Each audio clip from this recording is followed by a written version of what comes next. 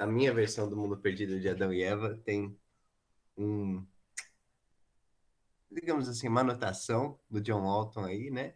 Da primeira conferência da VC2, ele estava com a gente lá. E depois eu mando fotos. Muito legal, cara, gente boa. Gente, então a gente ia começar o estudo desse livro sensacional, né? Marília propôs pra gente essa série de estudos. A gente vai aí percorrer nas próximas 6 semanas, então, esse debate, né, sobre as origens. A Marília vai falar bastante sobre isso hoje, né? Então não vou tomar o espaço dela aqui, mas é um livro maravilhoso, um livro de interpretação bíblica, né? Normalmente a gente começa pelo lado oposto, quando a gente fala no debate sobre origens, avaliando certas teorias como científicas ou não, avaliando certo tipo de evidência e contrabalançando com as escrituras.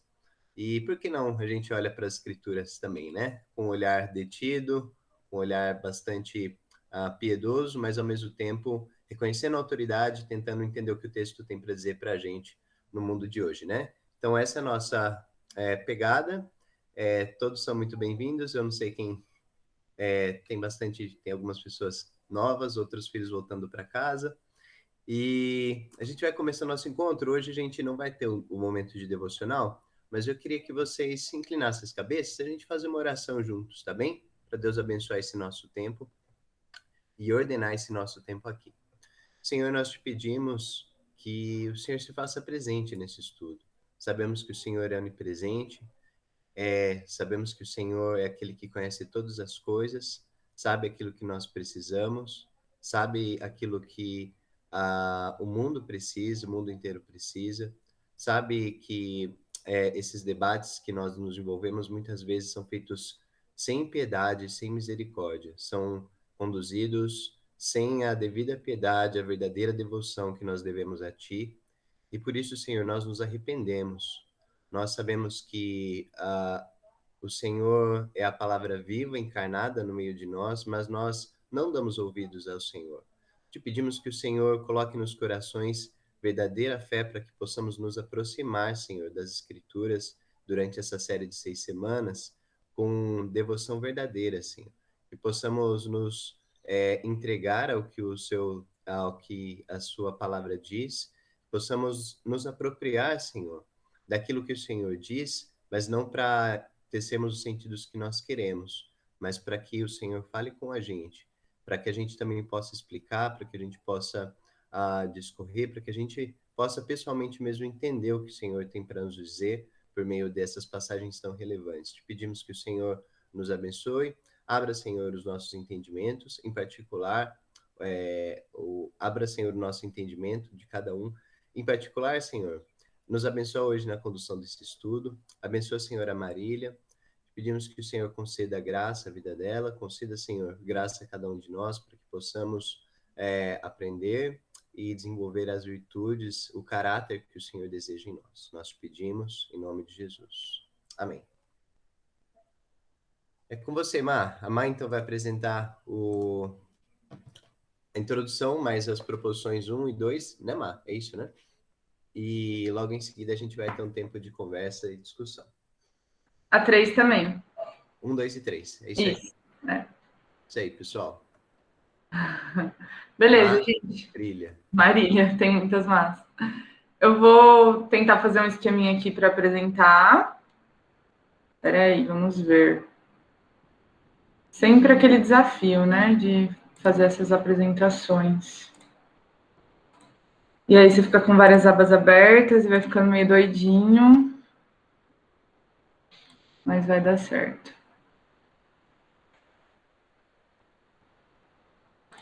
E aí? Dá para ver?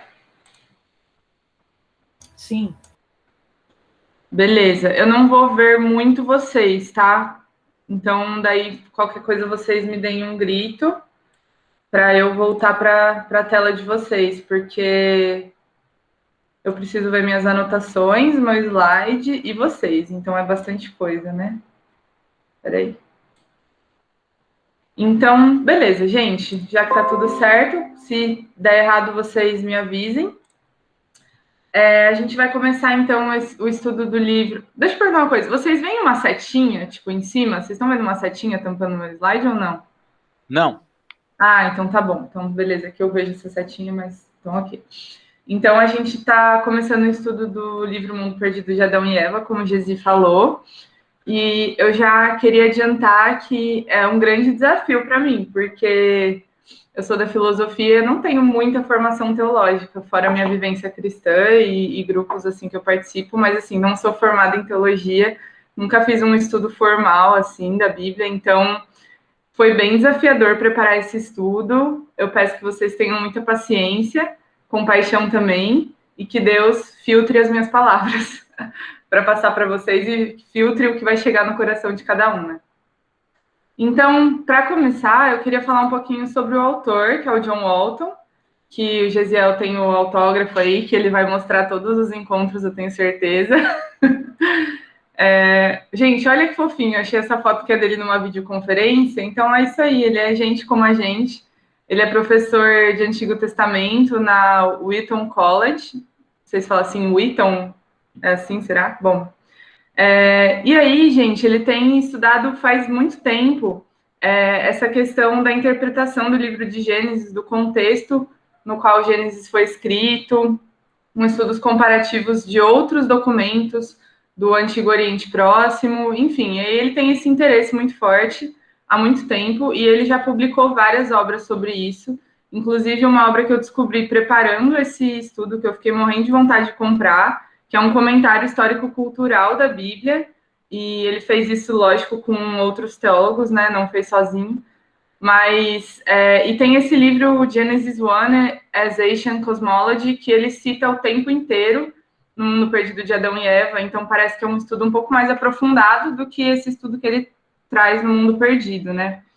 E aí também descobri que o Mundo Perdido de Adão e Eva faz parte de uma série de 6 livros, que é a série dos Mundos Perdidos, né? Então tem aqui, né? Eu coloquei em inglês porque alguns não estão traduzidos ainda.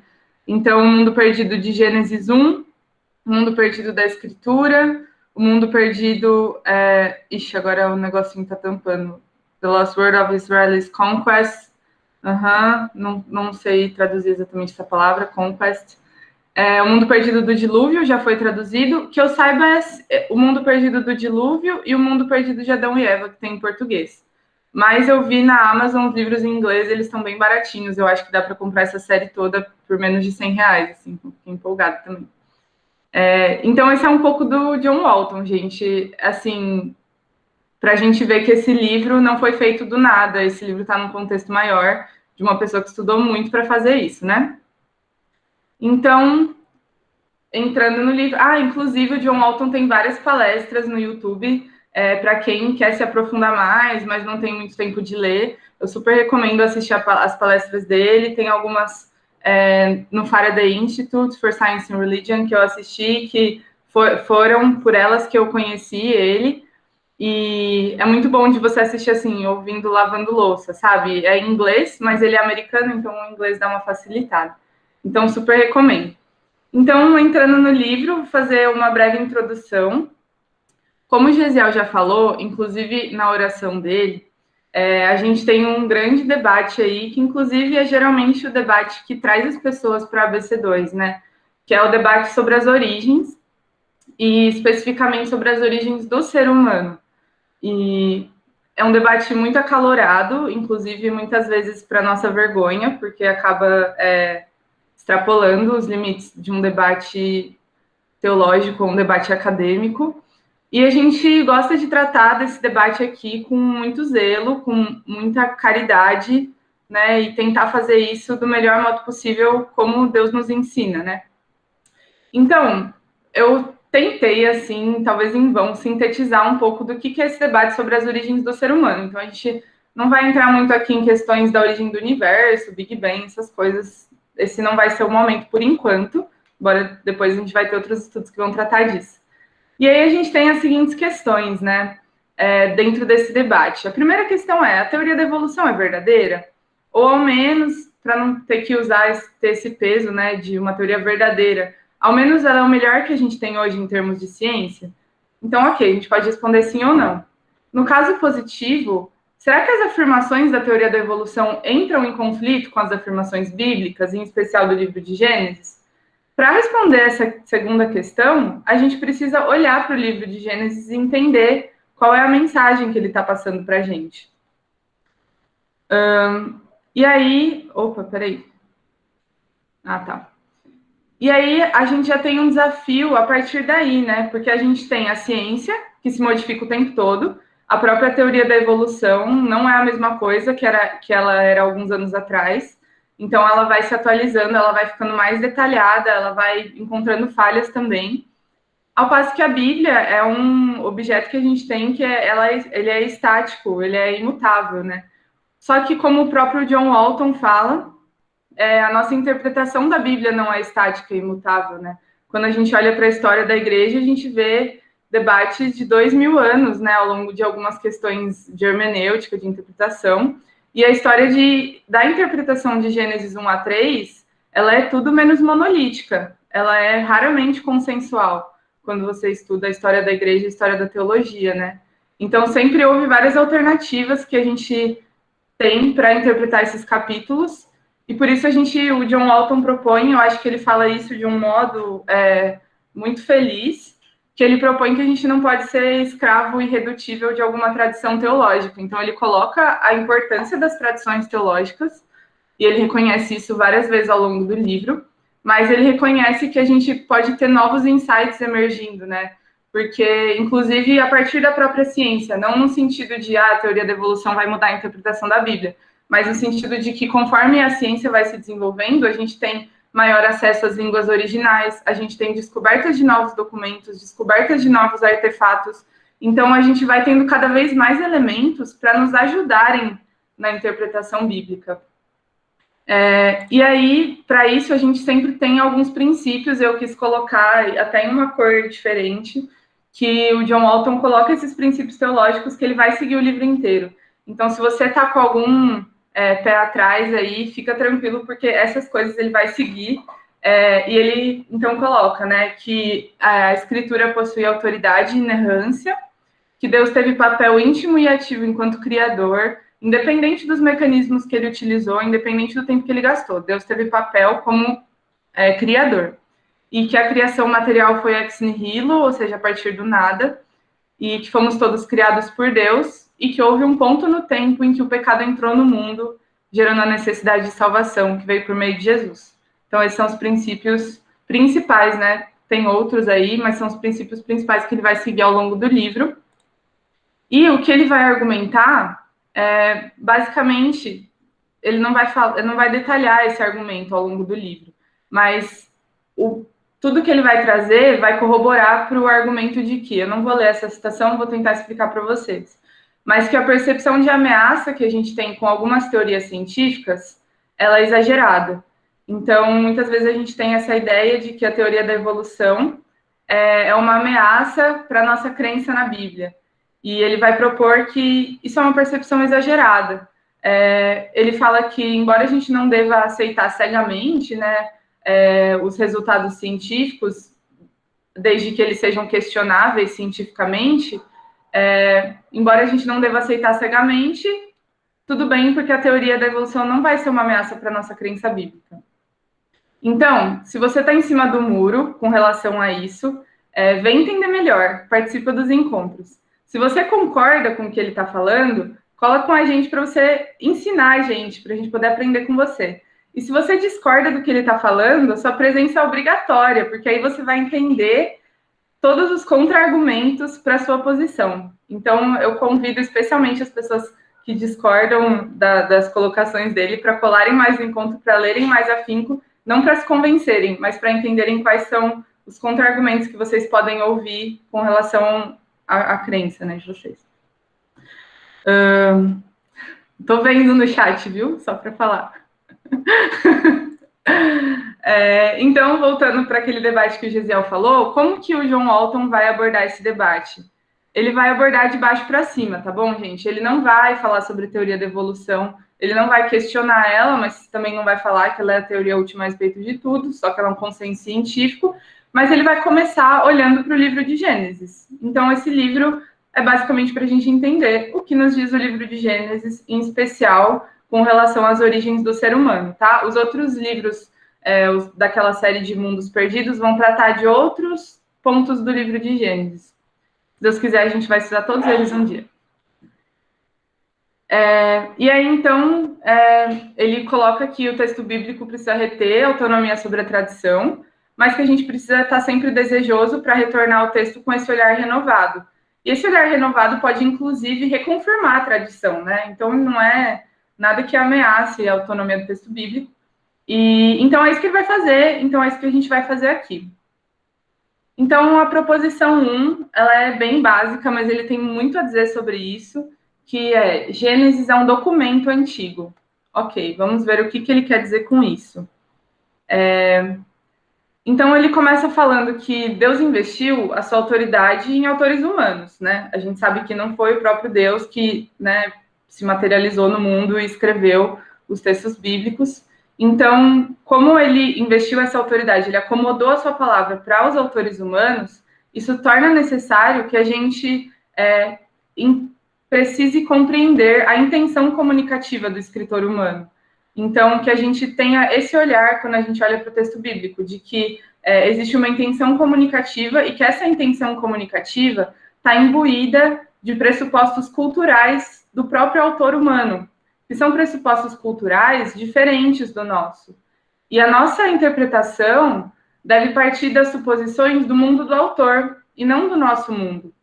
Caso a gente olhe para a Bíblia com todas as pressuposições do nosso mundo, que são muitas, e da nossa cultura do século XXI, a gente vai estar cometendo uma injustiça e um erro com o texto bíblico, porque a gente vai estar olhando com a lente do que a gente quer ver. Isso não é feito de modo intencional, geralmente, mas essas pressuposições estão em nós de um modo tão intrínseco que a gente nem percebe. E no caso de Gênesis, que é um documento tão antigo, a gente precisa pensar, então, quais ideologias que permeavam a comunicação daquelas pessoas lá do mundo antigo. É como se fosse descobrir o segredo de uma fechadura, né? O John Walton coloca essa metáfora de que como se o autor humano fosse uma porta para a mensagem divina que está dentro de um quarto, né? E eu iria além ainda nessa metáfora. Eu diria que é como uma fechadura, que você precisa ir desvendando os segredos dessa fechadura, que são essas pressuposições culturais aí que a gente tem do autor bíblico. E aí eu lembrei de uma... Na verdade, lembrei não. Na semana passada, né? Eu tive uma primeira aula lá no curso de História, que eu faço algumas disciplinas no curso de História da Unicamp, e a primeira coisa que o professor falou foi essa citação de um escritor que ele nem recomenda, falou que não é interessante, não precisamos pesquisar, mas ele falou que a única coisa boa que esse L.P. Hartley trouxe foi essa citação, que ele falou assim: o passado é um lugar estrangeiro, as coisas são feitas diferentemente lá. Então, a gente tem o passado aqui como um país estrangeiro, que tem outra língua, que tem outros modos de cultura, que tem outras coisas que a gente considera tão banais, mas muito diferentes de nós. Às vezes, o jeito que um país diferente lava a mão, ou o modo que eles usam a blusa, assim, eu estava pesquisando algumas coisas, algumas curiosidades de outras culturas e descobri que na China, não sei se é verdade, né, mas eu li em vários sites, que na China, no verão, os homens têm o costume de levantar a blusa e andar, tipo, com a barriga aparecendo para ficar mais fresquinho. E é uma coisa tão banal, tipo, no verão é normal para eles andarem com a blusa para cima, com a barriga aparecendo. E se alguém fizer isso no Brasil, dependendo do lugar, vai ser bem estranho, né? Mas quando a gente olha para o passado, é a mesma coisa. Vão ter vários costumes que a gente toma como banais, mas que vão ser extremamente diferentes. E por isso a nossa experiência de olhar para o passado é mais ou menos a experiência de olhar para uma cultura estrangeira. Isso me lembrou bastante, para quem estava no ano passado, dos estudos que a gente fez no livro do Peter Harrison, Territórios da Ciência e da Religião, porque o Peter Harrison aponta a mesma coisa. Então, a gente percebe que esse é um problema não só na interpretação bíblica, mas em várias áreas das ciências humanas, da gente olhar para o passado com as lentes de hoje. Então, o Harrison coloca que a gente olha para o passado, a gente olha lá para o século IV a.C., com as lentes da ciência moderna, como se aquelas pessoas que estão lá estivessem fazendo ciência moderna. E, na verdade, a gente está projetando uma ideia nossa neles. E é muitas vezes isso que a gente faz com o texto bíblico, é isso que o John Walton quer ao máximo evitar. Por isso ele estuda tão afinco a cultura do Antigo Oriente Próximo. E aí ele coloca essa distinção entre comunicação de alto contexto e comunicação de baixo contexto. A comunicação de alto contexto, ela requer pouca acomodação, porque são nativos falando entre si, ou o que ele chama de insiders, que são tipo pessoas de dentro se comunicando. E a comunicação de baixo contexto, ela requer muita acomodação, porque são outsiders falando com insiders, são pessoas nativas falando com pessoas estrangeiras. Para ilustrar, eu trouxe um exemplo disso que eu fiquei pensando. Eu penso que o nosso próprio grupo local é assim, né? Às vezes chegam pessoas novas e quando eu cheguei na ABC2 foi assim, eu não entendia muito bem e as pessoas precisavam ficar me explicando várias vezes as coisas. Mas eu pensei num exemplo um pouco mais banal. E aí eu queria propor esse diálogozinho para vocês, que é entre eu e a minha mãe. Olha como ela é parecida comigo, gente, muito linda, né? E aí eu pensei assim, minha mãe mora em Jundiaí, eu também moro em Jundiaí desde sempre. Se minha mãe me perguntasse assim, como faz para chegar da sua casa para a rodoviária? Aí eu responderia assim, mãe, você pega a direita, passando Pedro de Oliveira e vai cair lá na Ferroviários. E de lá é só você subir no centro, que você vai cair na 9 e você vai até o fim. E aí você chegou na rodoviária. Gente, minha mãe ia entender exatamente o que eu falei. Só que agora, então, essa é uma comunicação de alto contexto, porque ela não requer nenhuma acomodação. Tudo que eu falar, com as expressões e com a linguagem que eu usar, a minha mãe vai compreender. Agora, se chegar o Amadeu e me perguntar, Má, como faz para chegar da sua casa até a rodoviária? Gente, eu não vou poder responder igual eu respondi minha mãe. O Amadeu não é de Jundiaí, ele não vai entender nada. Eu vou ter que falar assim, você vira na segunda rua à direita, depois da escola Pedro de Oliveira, e aí você vai cair na Avenida dos Ferroviários. E aí de lá você vira à esquerda, você vai subir a rua São Bento, e aí você atravessa o centro para cair na Avenida 9 de Julho, e a rodoviária fica no fim dessa avenida. Então vejam só quantas adaptações eu tive que fazer para explicar para o Amadeu como chega na rodoviária. Aqui eu escrevi, você pega à direita passando o Pedro de Oliveira. Só que o Amadeu não vai saber que o Pedro de Oliveira é uma escola, então eu precisei escrever aqui que ele vai virar à direita depois que passar a escola Pedro de Oliveira e que a 9 é a Avenida 9 de Julho. Então eu tive que fazer várias adaptações. E o que o John Walton está propondo é que é mais ou menos assim quando a gente trata o texto bíblico. É como se Deus tivesse inspirado a palavra dele para vários jundiaienses, só que a gente tem campineiros tentando entender essa palavra hoje. Então, Deus buscou essa comunicação. É só uma metáfora, mas Deus não fala direto comigo. Deus buscou uma comunicação de alto contexto. Ele escolheu jundiaienses para falarem com jundiaienses. E o povo de Israel... Então, o que a gente vê no Antigo Testamento é o povo de Israel se comunicando entre si. É uma conversa de insiders lá, de nativos. E hoje é como se a gente precisasse conhecer mais de Jundiaí para a gente entender essa mensagem. Então, se o Amadeu quiser entender a resposta que eu dei lá para minha mãe, ele precisa passar pelo menos 1 ano em Jundiaí e aí ele vai poder entender a mensagem do jeito que eu falei para minha mãe. E por isso o John Walton usa vários estudos comparativos, né, de entender onde as expressões são usadas, em quais outros documentos, em quais outras passagens do próprio texto bíblico algumas palavras são usadas, para entender, de fato, o que os autores bíblicos queriam dizer empregando aqueles termos. E, gente, uma coisa muito importante é que isso, de modo algum, compromete a autoridade da escritura. Na verdade, isso atribui autoridade àquilo que o comunicador estava, de fato, comunicando. Então, a gente está aqui buscando entender qual é a mensagem que, de fato, tem autoridade. O que o autor estava querendo comunicar? A gente está tentando buscar, de fato, o que Deus quer falar para a gente. E aí, um grande exemplo disso é lá em Gênesis 1:6, ele usa esse exemplo várias vezes, né? Que Deus disse, haja um espaço entre as águas para separar as águas do céu das águas da terra. E a gente não olha para isso e fala que, por causa disso, a gente tem uma massa de água em cima e uma massa de água embaixo. A gente, na verdade, olha para o mundo do comunicador, que é o autor bíblico, e percebe que no mundo antigo eles acreditavam que havia água acima, porque chovia, e que havia água abaixo, porque eles cavavam e encontravam água. E quando o texto bíblico fala de águas acima, ele não está fazendo uma super revelação científica, porque aquelas pessoas daquele tempo já sabiam daquilo. Então, a gente não precisa chegar à conclusão de que tem uma massa gigante de água em cima do céu. Mas a gente precisa reconhecer que a autoridade desse texto está em outro lugar, está em outro significado. Que a mensagem que Deus está querendo passar para a gente não é que existe uma camada de água aqui, que existe uma camada de água aqui, mas é uma mensagem muito mais profunda. É a mensagem que o autor quer passar para a gente, que é, de fato, a revelação divina.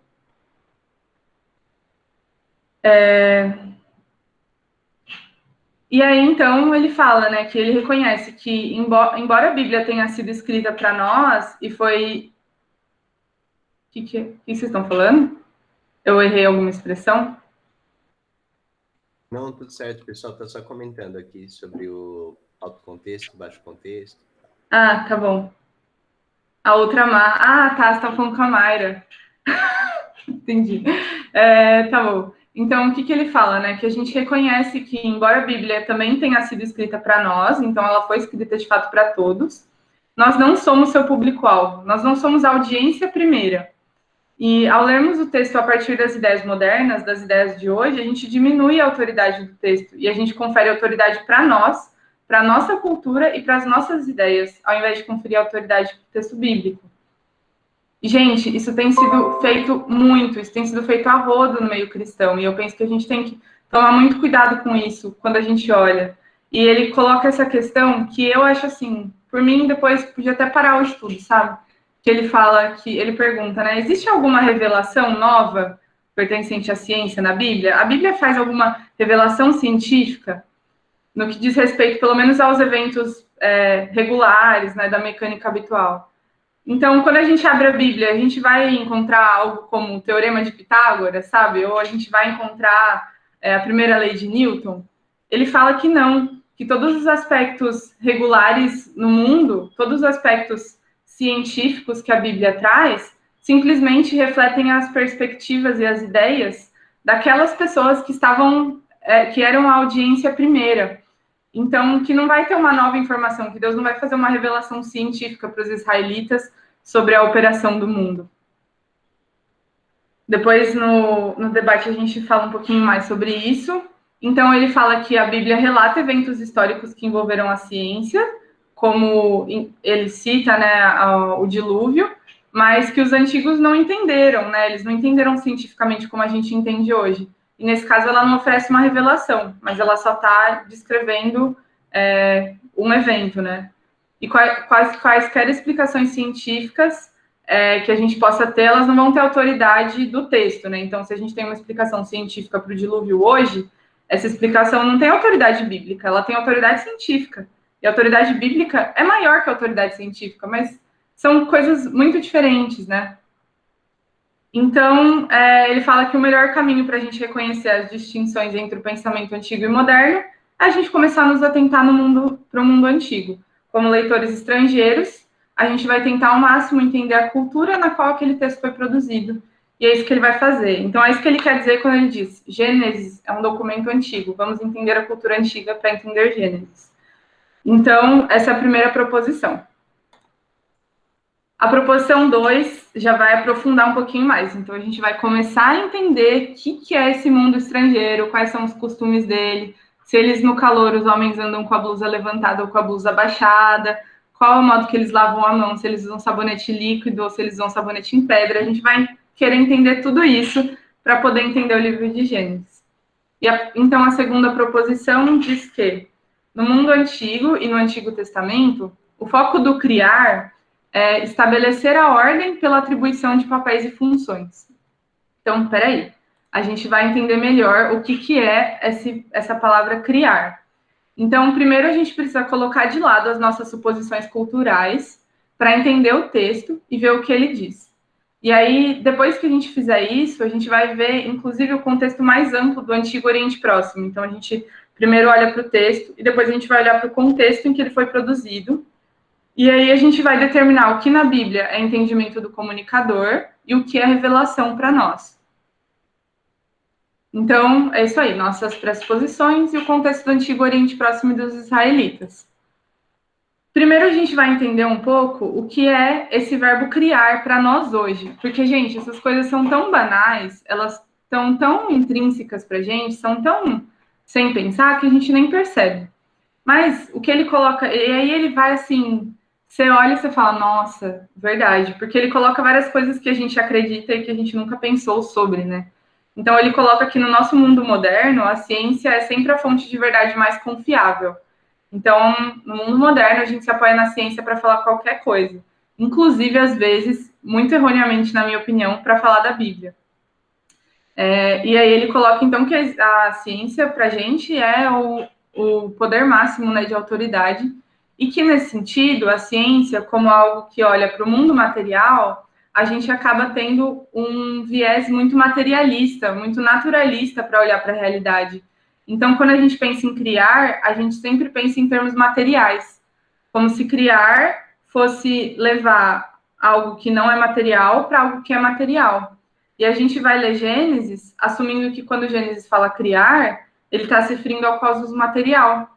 Então, que não existia nada material e que começou a existir. E a gente só pressupõe isso, sem pensar muito sobre. Mas ok, tá meio abstrato, meio complexo. Então, vamos tentar entender o verbo criar como algo que leva algo da não existência para a existência. Então, vamos olhar para o que consistia essa não existência no ambiente antigo, no mundo cognitivo antigo. Isso é mais ou menos o que é para a gente. Só que a gente vai... Nossa, eu coloquei ao contrário, peraí. Tá. Só que a gente vai, então, olhar um pouco para o que é isso para o mundo antigo. E aí a gente tem lá o primeiro versículo de Gênesis. Eu acho que eu coloquei a tradução aqui da NVT. Deixa eu ver se está igual. É isso. Então, na parte B, né, do primeiro versículo, ele diz assim: a terra era sem forma e vazia. A escuridão cobria as águas profundas e o Espírito de Deus se movia ou pairava, algumas traduções colocam, sobre a superfície das águas, né? E aí, queria fazer aqui um pequeno parênteses, que ele omite a primeira parte do versículo 1, né? A primeira parte do versículo 1, que fala, no princípio, Deus criou os céus e a terra. Ele explica melhor isso, mas eu não vou explicar muito em detalhes por conta do tempo, porque eu acho que isso é um pouco mais um parênteses mesmo, que o Gênesis 1, 1a, ou seja, essa primeira parte, serve como uma introdução literária ao tema central. E aí a gente tem várias possíveis traduções, né? Que no princípio Deus criou o céu e a terra, mas se você só lê isso, você pensa Deus criou o céu e a terra e depois ele começou a criar o resto. Mas outras traduções colocam quando Deus começou a criar os céus e a terra, ou seja, nesses 7 dias que vão se passar, nesses 6 dias que vão se passar em Gênesis, são os dias que Deus vai criar o céu e a terra. Então não é como se ele criou o céu e a terra primeiro e depois vai criar tudo. Não, Gênesis vai narrar o processo de criação do céu e da terra. Ele traz alguns argumentos para isso, mas aí vocês veem no livro que é uma coisa um pouco mais secundária para nós aqui. E aí, então, o que ele fala depois, que é o que nos interessa, né? Que a Terra era sem forma e vazia, e que a escuridão... Ixi. Peraí, gente, desculpa. Tá, é que deu uma travadinha aqui. Vocês estão me ouvindo? Então... Sim. Sim. Tá. Nossa, deu um bug bem doido aqui, mas beleza. Então, que a Terra era sem forma e vazia, que a escuridão cobria as águas profundas e o Espírito de Deus se movia sobre a superfície das águas. Assim, no início da narrativa, o material já está presente. A Terra era sem forma e vazia, então a Terra já estava lá e o mundo era coberto por água e escuridão.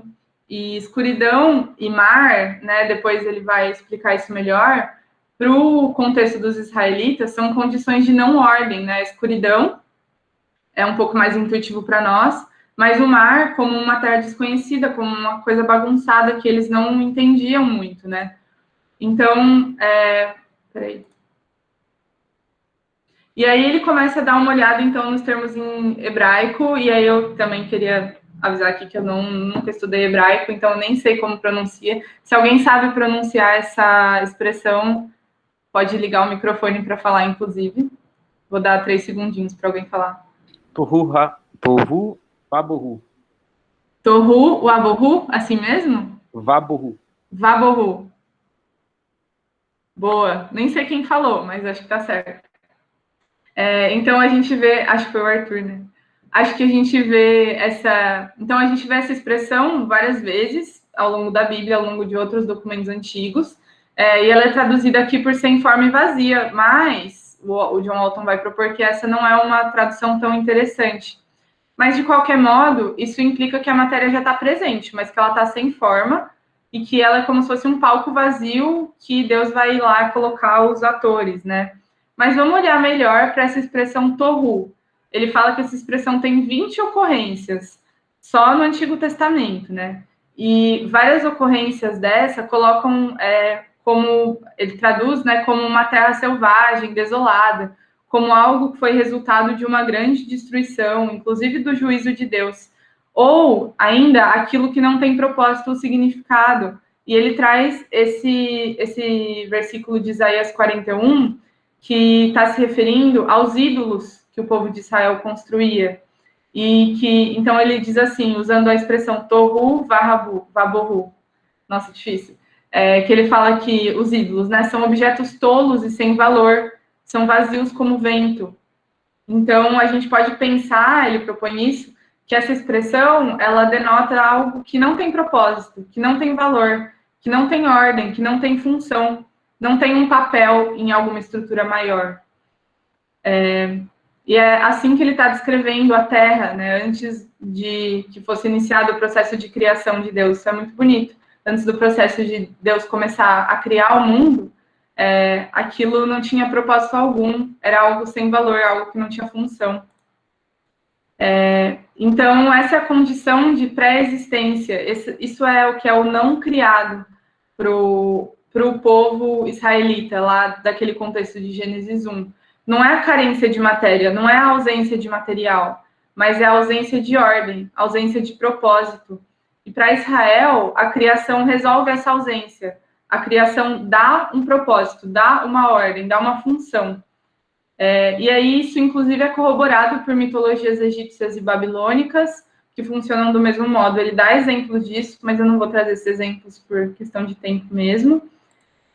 Então, é mais ou menos isso que a gente tem, né? Essa parte aqui é o que a gente tem hoje, e essa parte aqui é o que a nossa cultura estrangeira que a gente está olhando tinha como não existência e como existência.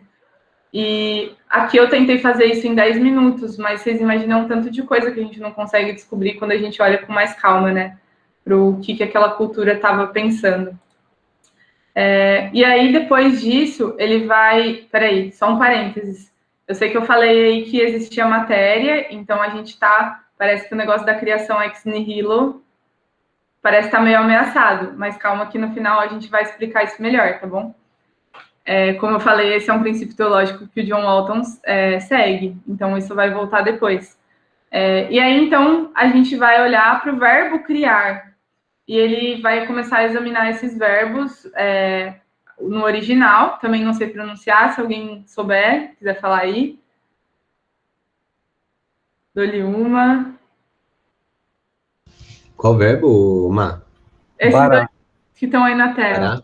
É bará. O azar, não é? Então é simples também, assim? Acho que sim. Quem fez vários hebraicos foi a Ana, eu fiz só um. Se ela quiser corrigir. Bará. Beleza. E vocês percebem que eu não sabia nem colocar as letras deles, né? Eu tive que dar print no Google para ter. Então, ele vai examinar cada um desses verbos. Primeiro, o verbo bará. Ele fala que tem 50 vezes esse verbo no texto hebraico. Eu vou tentar passar isso um pouco mais rapidamente, porque também é uma área que eu não entendo tanto, mas eu me esforcei muito para entender o que o John Walton estava propondo. E aí, então, o verbo bará acontece 50 vezes. E quando a gente observa os objetos do verbo, né? Então, o verbo tem o verbo e o objeto, que é o complemento dele. A gente verifica que esse verbo não diz respeito à existência material, como a gente poderia pensar, mas ele de fato pertence à produção de ordem. Quando algo é trazido à existência, de fato conferindo a esse algo uma função e um papel em um sistema ordenado. E o que é mais interessante, que esses papéis e funções que são atribuídos, eles são atribuídos quando a gente separa e quando a gente nomeia. Então, quando a gente dá nome para alguma coisa, a gente está criando essa coisa, porque a gente está dando uma função para aquilo. E depois ele traz uma metáfora muito interessante que eu vou me aprofundar mais, que é de uma planta quando você tem uma planta de um apartamento, por exemplo. e você tem lá, tipo, vários quadrados. Se você olha para aquilo, não tem nome algum, você só vê vários quadrados, talvez você identifique algumas paredes, algumas portas. Mas aquilo não é uma casa ainda, porque você não falou isso é o banheiro. Quando você fala isso é o banheiro, você está criando o banheiro. Então, o que era material já estava lá, você já tinha as 4 paredes, um chão e um teto. Mas o banheiro não estava criado. Mas quando você foi lá e separou ele, deu nome para ele, então você criou o banheiro. E o verbo azar, ele é um pouco mais complexo, ele aparece 2.600 vezes no texto hebraico, e ele é traduzido muitas vezes como fazer, mas ele tem diversas traduções ao longo da Bíblia que ele coloca lá no texto. E aí, dos principais momentos, gente, isso aqui, quando eu vi, eu falei, não tô acreditando, que em Êxodo 20, no versículo 11, ele fala, porque em 6 dias Deus fez, e esse fez o azar, o Senhor fez os céus e a terra, o mar e tudo que neles há. E aqui eu queria fazer uma pausa no estudo, para a gente ler o Êxodo capítulo 20, não o capítulo inteiro, mas do verso 8 até o 11. Deixa eu abrir aqui na minha Bíblia. Vou ler na NVT. Então, Êxodo, a partir do verso 8, se vocês quiserem acompanhar comigo, ele está falando sobre os 10 mandamentos, né? E então ele diz assim: lembre-se de guardar o sábado, fazendo dele um dia santo. Você tem 6 dias na semana para fazer os trabalhos habituais, mas o 7º dia é o sábado do Senhor, seu Deus. Nesse dia, ninguém em sua casa fará trabalho algum. Nem você, nem seus filhos e filhas, nem seus servos e servas, nem seus animais, nem os estrangeiros que vivem entre vocês. Então, ele está falando aqui sobre a guarda no sábado, sobre o dia do descanso. E aí a gente está falando sobre o verbo criar, sobre o verbo fazer, no sentido de dar ordem. E como fica a guarda do sábado ou do domingo? Não vou entrar nessa polêmica aqui, né? Mas como fica a guarda do sábado quando a gente fala sobre o verbo criar no sentido de dar ordem? Porque quando a gente está falando na interpretação de Gênesis que criar algo material, a gente pensa, ok, Deus ficou lá modelando o céu e a terra, o material deles, esculpindo durante 6 dias e no 7º dia ele parou. E como que a gente interpreta isso para a nossa vida hoje? Como a gente interpreta esse mandamento para a nossa vida hoje? Quando a gente olha para o verbo criar como o verbo botar ordem, a gente entende que a gente passa 6 dias da nossa semana botando ordem nas nossas coisas e que no 7º dia a gente para essa ordem e a gente deixa Deus ordenar. A gente descansa e entende que, na verdade, era Deus quem estava ordenando, quem estava fazendo nossa vida funcionar durante esses 6 dias.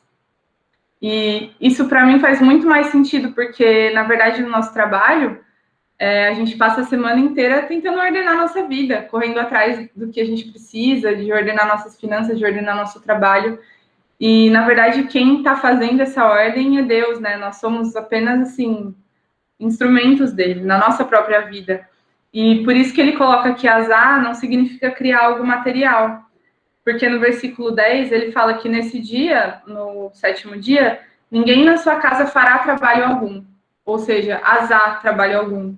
Não significa que a gente não vai criar coisas, a gente não vai ficar esculpindo coisas, mas que a gente vai descansar de botar ordem. A gente vai olhar para a ordem que Deus fez durante a semana. Depois ele vai abordar isso outras vezes no livro, eu acredito, mas eu achei que valeria a pena falar isso agora, porque quando a gente olha para Gênesis, não é só a respeito da criação, né, mas é a respeito do que isso implica para nós hoje. Então, moving on, ele dá outro exemplo de outro momento em que o azar é usado e que não diz respeito a algo material. Ele fala aí no Salmo 89, 12, tu criaste o norte e o sul. E o norte e o sul não é algo material, né? E ele fala que... E aí ele faz uma denúncia, né? Que várias vezes os comunicadores bíblicos, eles utilizam as palavras que a gente tende a relacionar com coisas materiais. Justamente por causa desse nosso viés moderno de olhar para o mundo material como se fosse só ele que existisse. Só que os comunicadores bíblicos usam esses verbos que a gente usa para o mundo material para coisas que não são materiais, especialmente para coisas relacionadas à ordem do cosmos, né? Por isso que a gente tem que sempre ficar muito atento. E aí ele fala que a conclusão é que esses verbos, o bará e o azá, não refletem uma produção material. Se você quiser se aprofundar mais, eu super recomendo a leitura do capítulo, porque eu tive que fazer uma seleção, né, do que eu ia passar aqui. Mas aí eu volto para essa metáfora aqui da planta, né? Que a gente tem aqui um desenho, ok, uma criação já material, um desenho material. E aí, só que isso não é nada ainda, isso não tem uma função. E quando a gente vai lá e coloca o nome para os cômodos, a gente está dando função, a gente está criando um lar. E parece que o livro de Gênesis diz muito mais sobre criar um lar do que construir uma casa. E a forma que Deus conduz essa criação é separando, é nomeando. Ele distingue uma coisa da outra, e esse é o ato de criar. Depois ele se aprofunda mais nisso também. E aí o parênteses, né, que talvez todos estivessem esperando, eu estava, confesso, quando eu estava lendo, que é, então, sobre a criação ex nihilo. E é interessante porque tudo que eu falei aqui não comprometeu em nada a criação ex nihilo, porque a doutrina da criação ex nihilo não é tirada de Gênesis 1, ela não parte de Gênesis 1. Então, tudo bem, porque Gênesis 1 não diz que já havia um material antes de Deus criar o material, criar no sentido material mesmo. Mas ela só diz que Deus estava criando outro aspecto, né, do mundo. Então, não significa que Deus não criou o cosmos ex nihilo. E aí ele coloca, né, os dois principais versos que fundamentam a criação ex nihilo, que é João 1:3, que fala que por meio dele Deus criou todas as coisas, sem ele nada foi criado. Mas eu escolhi colocar aqui Colossenses 1:16, né, que fala que por meio dele todas as coisas foram criadas. Todas as coisas que podemos ver e as que não podemos. Ele existia antes de todas as coisas. Então, aqui está dito, não tem o que contestar. A única coisa que o John Walton está falando é que a gente não precisa de Gênesis 1 para corroborar para essa doutrina, né, que é tão cara para nós, porque diz respeito à contingência, quer dizer, a não contingência de Deus, né, do fato de Deus não ser um ser contingente, mas ser um ser necessário. Não vou ficar me aprofundando aqui, porque daí precisava de outra aula para explicar isso. Mas então a gente pode ficar tranquilo quanto a isso. Por isso que tudo bem a gente dizer essa proposição 2, que no mundo antigo e no Antigo Testamento, o foco de criar é estabelecer ordem.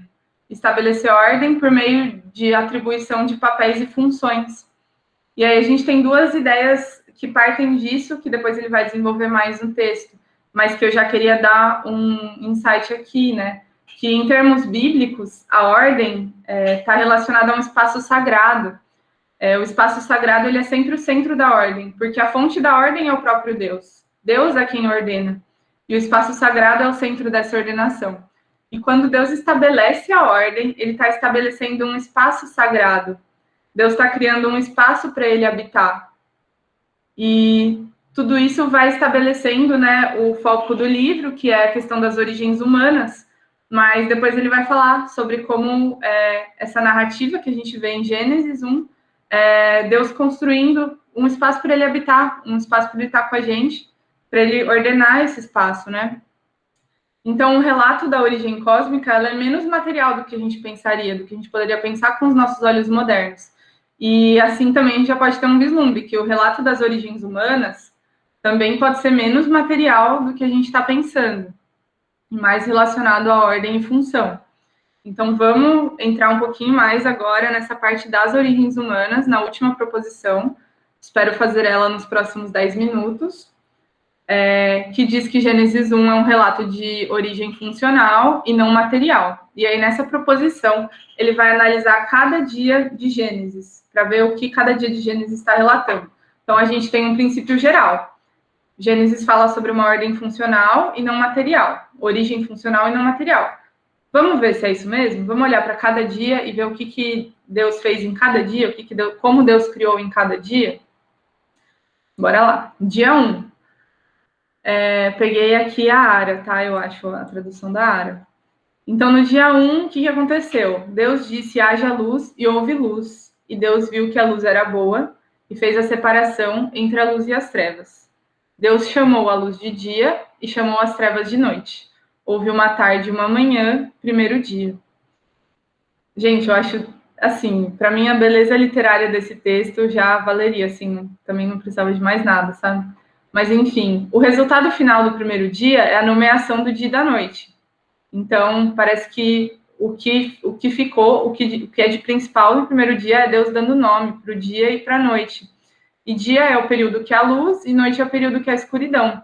Então, a gente vê que isso não é uma discussão material e ele vai além. Ele coloca que o primeiro dia está narrando as origens do tempo, ou seja, do dia à noite, daquilo que marca o tempo para nós.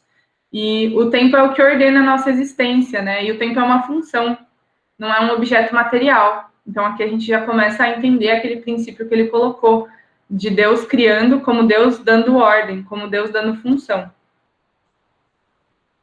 Eu vou tentar passar meio rápido, tá, gente? Por causa do tempo mesmo. Peraí. E aí, no dia 2, né? Deus disse, haja um firmamento no meio das águas e a separação entre... Ixi, eu cortei aqui. Entre as águas de cima e as águas de baixo, né? E Deus fez o firmamento e a separação entre as águas de baixo do firmamento e as águas acima do firmamento. E assim aconteceu. E Deus chamou o firmamento de céus. Houve tarde e manhã, o segundo dia. Então, aqui o dia 2 começa com um ato de separação das águas de cima das águas de baixo. E o mundo antigo, como eu já tinha falado, né, ele acreditava que havia, então, essa camada maciça de água em cima do firmamento. E aí ele vai olhar para essa expressão firmamento do hebraico, né, que é, eu não coloquei aí, eu não sei se é assim que fala, mas é raquia, ou raquia, sei lá, raquia, e ela se refere a esse espaço criado no meio, né, pela separação das águas, e esse espaço é o local onde as criaturas vão viver, as criaturas que Deus vai criar depois vão viver. Então, Deus criou esse espaço, né, agora. E aí, se você, de repente, né, acredita que existem algumas colunas sustentando esse firmamento lá dos céus, e você acredita que existe uma massa de água em cima, então tudo bem, você vai acreditar que Deus está criando aí algo físico. Mas se você entende que esse espaço não é algo material, mas é o lugar onde a gente habita, então a gente vai entender que aqui a gente também não está falando da origem material, né? Não está falando de uma criação material. E aí, vou citar aqui o John Walton, ele fala que a separação das águas, a existência de um céu sólido e o estabelecimento do espaço para a vida pertence ao ambiente de forma geral, e mais especificamente ao sistema climático. Então, aqui ele dá um passinho além na interpretação dele, que ele está falando sobre o sistema climático aqui, da regulação das águas de cima. Depois a gente vai ver onde ele vai parar com isso. E aí a gente vê no dia 3, que vou ler não inteiro, vou ler meio rapidamente, que Deus disse, ajuntem-se as águas debaixo dos céus, num só lugar, e apareça a porção seca. E assim aconteceu. Deus chamou a porção seca de terra, e ao ajuntamento de águas chamou mares. E Deus viu que isso era bom. E aí Deus disse que a terra produza relva, ervas que deem sementes e árvores... Ixi, peraí. Que a minha setinha tampa. Peraí. Que a terra produza relva, ervas que deem sementes e árvores frutíferas, que deem fruto segundo a sua espécie, cuja semente esteja no fruto sobre a terra, e assim aconteceu. E a terra produziu relva, ervas que davam semente segundo a sua espécie, e Deus viu que isso era bom. E aí, mesmo que aqui, isso é interessante, né? As atividades que ele está descrevendo, elas envolvem componentes do mundo material. Envolve água, terra seca, planta. Só que nenhum dos verbos que ele usou descreve Deus fazendo ou criando no sentido material essas coisas. O que ele fala Deus ordena que a terra produza, Deus ordena que as águas se ajuntem, que a porção seca apareça, e que, então, que esses verbos, parece que eles não indicam que Deus está fazendo esses componentes, mas que ele está ordenando esses componentes, né? Inclusive ordenando no sentido de dar ordens. E aí, então, ele fala que a gente tem os 3 primeiros dias, que Deus está falando sobre as maiores preocupações da existência humana, que é o tempo, o clima e o alimento. Ele desenvolve um pouco mais isso. E aí a gente vai para o dia 4, em que Deus cria as luzes no céu.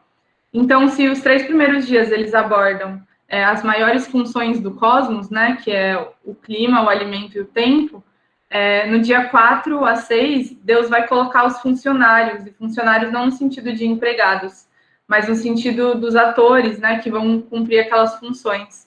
Ele vai criar esses funcionários, ou seja, dar ordem, dar função para eles. E como a gente não está diante de um relato material, a gente não precisa se preocupar, porque assim, quando a gente olha e pensa que Gênesis diz respeito só a uma criação material, a gente vai até ficar com o pé atrás, porque no primeiro dia Deus disse haja luz, só que só no 4º dia ele vai ter o sol e a lua. Então isso parece meio estranho, mas não tem problema, porque não é um relato material, é um relato muito mais profundo que isso. Então a gente não precisa esperar que os eventos materiais sejam narrados de forma sequencial. Então não há problema ter luz antes do dia e ter escuridão antes da noite. E se o foco no primeiro dia era o tempo, agora a gente vê um foco na luz. E aí ele entra um pouquinho mais no mundo antigo, né? Dizendo que as pessoas do mundo antigo não compreendiam o Sol, a Lua e as estrelas como esses elementos materiais, né? Como uma bola de fogo ou como uma rocha que reflete a luz dessa bola de fogo.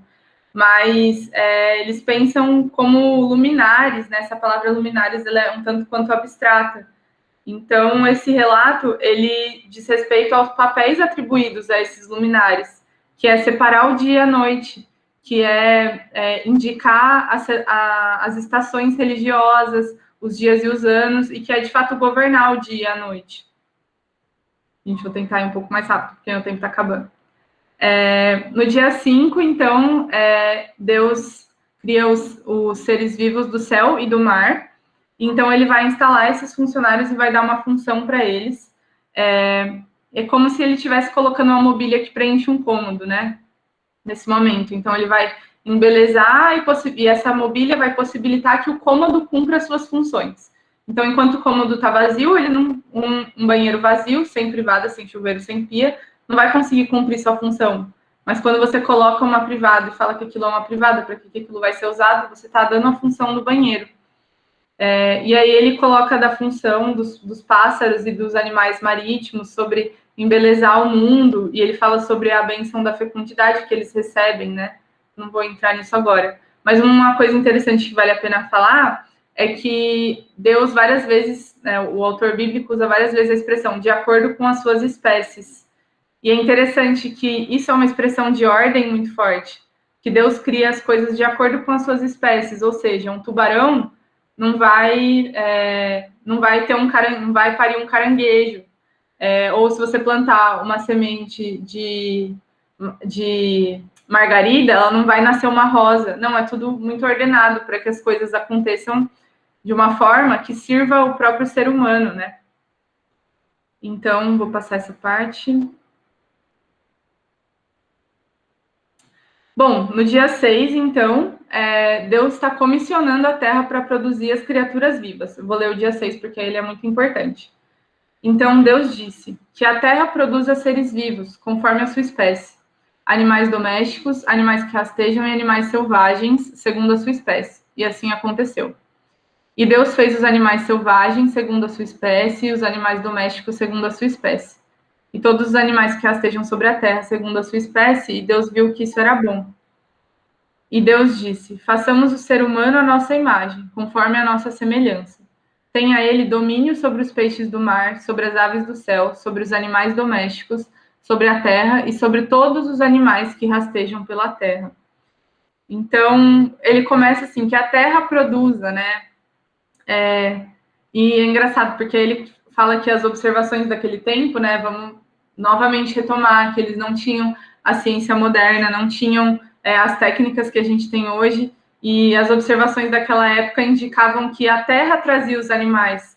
Olha como isso acaba sendo refletido no texto bíblico, né? E isso traz outro ponto relevante, que esse relato, ele focaliza em acontecimentos cotidianos, que acontecem todo o tempo, não apenas coisas que aconteceram uma vez. mas conforme os autores bíblicos observavam o cotidiano, isso entrava no relato, na narrativa bíblica também. E aí, isso me lembra de várias aulas na filosofia que eu tive, que a gente estudou sobre mitos, e não quero dizer aqui que Gênesis é uma narrativa mitológica, porque eu acho que a gente, para dizer isso, precisa ter um entendimento muito maior do que significa um mito, e tem muita filosofia sobre isso, mas sobre o mito ser algo presente, ser algo que acontece o tempo todo. E quando a gente olha para as outras mitologias, coisas super, super clichês, assim, da mitologia grega mesmo, tipo, aqui agora fugiram todos os exemplos da minha cabeça, mas se você pegar qualquer mito grego, você vai observar que aquilo são coisas cotidianas, mesmo aquelas narrativas bizarras dos deuses, né, de Zeus trair alguém, uma deusa com um ser humano, e aí nascer um semideus lá. Gente, isso eram coisas que diziam respeito ao cotidiano das pessoas. Não que Zeus ia lá e fazia aquilo todo dia, mas que aquilo era um símbolo para algo do cotidiano. Então, o conceito de símbolo entra muito forte aqui. E está muito presente em Gênesis 1 também. E aí continua o relato do dia 6. Os animais terrestres, eles recebem a benção da fecundidade, indicando que não recebem, aliás, a benção da fecundidade, indicando que as funções dos animais terrestres, ela vai ser delimitada pelo próprio homem. Ou seja, Deus está atribuindo ao homem a função de dar função aos animais terrestres. E como o homem vai fazer isso? Dando nome. Deus ordena para o homem depois que ele dê nome para cada um dos animais. Nesse contexto que o ato de nomear é uma atividade criadora, né? Isso faz parte do papel do ser humano, que a gente começa a ver aqui, como um vice-regente de Deus. E um vice-regente de Deus no processo de trazer ordem para a criação, no processo de cuidar da ordem da criação. Então, o dia 6 não termina com os animais, o dia 6 termina com a criação daquele que é a imagem de Deus. E aí, para finalizar falando sobre a imagem de Deus, né? Que a imagem de Deus não diz respeito só a coisas materiais, não diz respeito só à nossa complexidade física, sobre a nossa complexidade neurológica, sobre a complexidade do nosso cérebro, mas diz respeito a uma função que a gente tem no mundo, que é continuar com a ordem que Deus criou, que Deus fez a criação, né? E é importante que essa imagem não é, então, essa imagem de Deus não é só algo que poderia acontecer no processo evolutivo, não é só algo material. Ela diz respeito à nossa identidade, né? E ela diz respeito a essas 4 coisas que ele coloca, que é o nosso papel e função, a nossa identidade, a forma como nós somos representantes da presença de Deus e a forma como Deus quer se relacionar com a gente. E aqui ele traz uma analogia interessante, que é dos reis assírios, quando eles dominavam, e eu acho que isso acontecia em várias outras culturas também, mas eu estou aqui especulando, né? Que quando eles dominavam alguma terra, eles construíam uma estátua deles naquela terra, para indicar que eles iam estar sempre presentes lá naquela terra. E é mais ou menos isso que Deus está fazendo, ele está colocando algo que é a imagem dele na criação dele, no espaço sagrado que ele está criando. E esses 4 aspectos, eles não pertencem apenas a um único indivíduo, apenas a aquele primeiro indivíduo, mas eles pertencem à espécie toda, eles pertencem à raça humana. E o John Walton destaca várias vezes isso, que todo ser humano é feito à imagem de Deus, né? Enfim, isso diz respeito à nossa função no mundo, e assim a gente conclui a proposição 3, que diz que Gênesis 1 é um relato de origem funcional e não material. E aqui um apêndice para a conclusão, que é sobre essa dificuldade que a gente tem mesmo. Como eu li o capítulo várias vezes, isso acabou assim até ficando repetitivo na minha cabeça, né? Mas que a gente tem essa dificuldade de entender um relato que não é uma criação material, é uma criação de ordenação, de dar nome, de separar. E aí o John Walton traz novamente o exemplo da casa, né? E aí ele fala quando alguma pessoa vai procurar uma casa para morar, e aí eu acho que eu vivi bastante isso recentemente, né? Quando a gente vai procurar uma casa para morar, a gente pode pensar em 2 aspectos diferentes. Você pode procurar uma casa e pensar quais são as cores da parede, qual é o tamanho dos cômodos, onde ficam as janelas, onde ficam as portas, e você pode ter todos esses elementos como critério quando você vai procurar uma casa. Mas você também, quando entra numa casa que você possivelmente vai morar, você entra nela e você olha para aquela pia e imagina você fazendo um café da manhã naquela pia, imagina você almoçando com a sua família, e você olha para aquela sala e você imagina vocês conversando horas e horas naquela sala, você olha para aquele escritório, você imagina todas as reuniões que vão ser feitas, todo o trabalho que você vai fazer. Você olha para aquela casa como um lar. E a gente pode ter esses dois olhares para uma casa. E quando a gente constrói uma casa, a gente pode pensar isso. A gente pode pensar nas vigas, pode pensar nos materiais, ou a gente pode pensar no lar que a gente está construindo. E Deus, quando no relato de Gênesis 1, está narrando muito mais a criação de um lar do que a criação de uma casa, do que uma estrutura física, do que uma sustentação física, mas ele está olhando para uma função, para o que vai estar lá dentro, para as coisas que vão acontecer lá dentro. E então é isso. No mundo antigo, as pessoas estavam muito mais interessadas na origem do lar do que na origem da casa. É simplesmente uma questão de qual história a gente vai contar. Então, eles não estavam interessados nos objetos materiais da casa que vieram a existir. Deus havia feito os objetos materiais, Deus construiu aquela casa, isso era o suficiente para eles, não precisavam saber como. E aí ele traz esse verso de João 14 em que Jesus diz, né, que na casa do meu pai há muitos aposentos. Se não fosse assim, eu lhes teria dito: vou preparar-lhes um lugar. E se eu for e lhes preparar um lugar, voltarei e os levarei para mim, para que vocês estejam onde eu estiver. Jesus não está falando que ele vai colocar tijolo em cima de tijolo, e vai construir vigas e abrir janelas. Jesus vai preparar um lugar para nós. E ele está falando sobre o futuro, mas também sobre o que ele fez para o passado, né?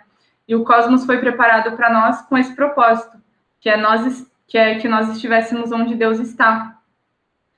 E a gente vai ver isso muito mais forte na proposição 4, em que Deus ordena o cosmos como um espaço sagrado. Eu vou parar por aqui e a gente continua no encontro seguinte para entender mais sobre esse espaço sagrado que Deus criou para a gente habitar junto com ele. É isso, gente. Desculpa se eu falei muito. Quero ouvir vocês agora. Excelente, Mar. Muito obrigado, viu? Que maravilha, né, pessoal? Até aquece o coração, né? Ouvir sobre essas coisas, entrar assim no texto. Eu queria ouvir de vocês as percepções, comentários, dúvidas. Já tenho algumas aqui, depois a gente vai colocando ao longo da conversa. O que rolou no chat que eu perdi? Rolou muita coisa interessante e importante, tá? Então, ó, tenho uma dúvida. Manda ver. Esse autor, então, ele acredita na origem material das coisas, mas ele crê que o propósito das escrituras de Gênesis não foi esse, não foi narrar exatamente essa criação material. É isso? Exatamente, Júlia, é isso. Ele não está falando que Deus não criou as coisas materiais. Deus criou. Deus existia antes das coisas materiais existirem, com certeza. A única coisa que ele está falando é que não é isso que está sendo narrado no livro de Gênesis. Exatamente. Entendi. Obrigada. E aí, pessoal?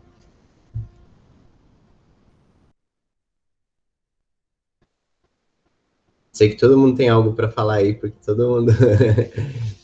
Eu falar uma coisinha. O que eu li esse livro e também alguns outros textos que falam sobre o assunto, né, de mitologias antigas e a cosmovisão da época. E o que dá para perceber com tudo isso, com o que o Joe Alto fala, é que antigamente não existia essa visão de materialidade das coisas, né? Eles não pensavam muito nisso, é como se fosse algo desapercebido deles, né? E eles pensavam muito na questão da função, né? E é exatamente o que aparece na narrativa, não tem como outra coisa além do que eles imaginavam aparecer lá, né? Porque essa visão materialista não existia, isso é uma coisa muito de hoje mesmo. Antigamente não era comum pensar dessa forma. Só isso que eu queria pontuar. Bom ponto. Obrigado, viu, Wellington, pelo comentário aí. E, Eu gente, se a eu gente tenho, entrar na análise mais detalhada dos argumentos, percepções iniciais, vocês gostaram, assim, do Acho que eu todo? só queria... Ah, o Tom levantou a mão. Pode falar, Tom, depois eu falo, então. Eu só queria parabenizar a Marília, porque ela conseguiu fazer uma síntese maravilhosa aí. Eu já havia lido esses capítulos aí, e achei que você foi muito leal, né, ao que foi escrito e conseguiu sintetizar, coisa que eu jamais conseguiria. Parabéns, Marília.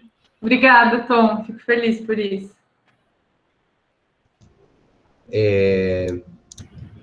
Madi, quer falar? E depois logo a Má?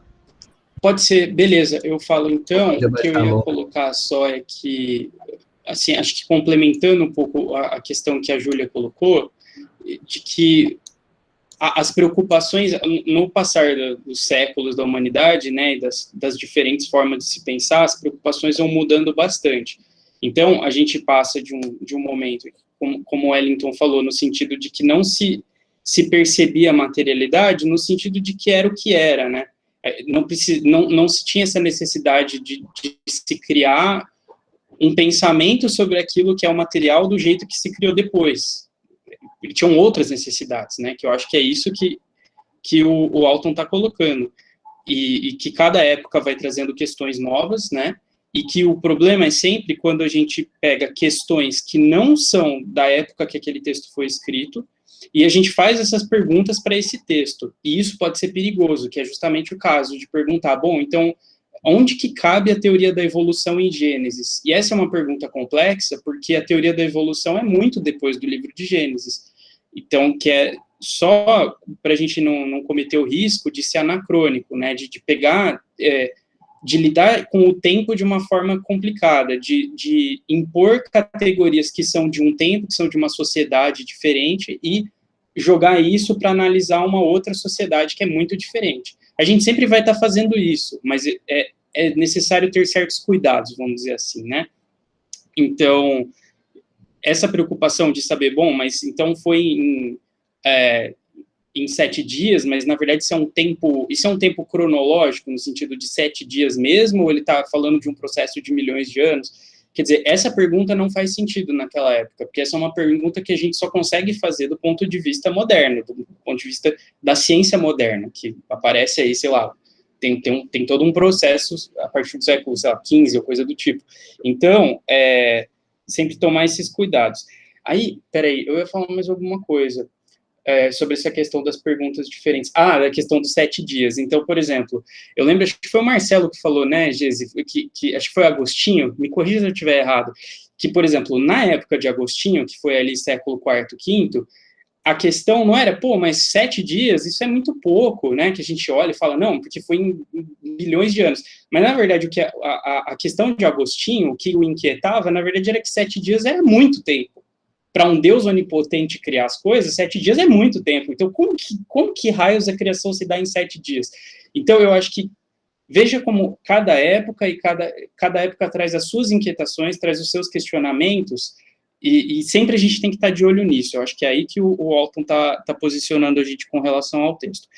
E aí eu só queria colocar, então, uma coisa, um apontamento sobre... Eu acho que eu queria entrar um pouquinho no que o Alton entende por interpretação, porque ele faz parecer, no começo do texto, que o nosso objetivo, na hora de interpretar um texto, é tentar chegar nas intenções do autor. E eu não acho que é muito assim. A hermenêutica de hoje, assim, tipo, a ciência da interpretação, já meio que deu uma... Ok, acho que não dá para ter total certeza de qual que é a intenção do autor em si, mas é possível encontrar qual que é o sentido interno do texto. É muito mais seguro falar em você entender o sentido do texto, a intenção do texto, do que do autor. Por quê? Eu vou dar só alguns exemplos muito rápidos, assim, eu queria colocar. E eu também não sou um especialista em hermenêutica, então, também, se tiverem contra-argumentos, sou super aberto, gostaria muito de ouvir.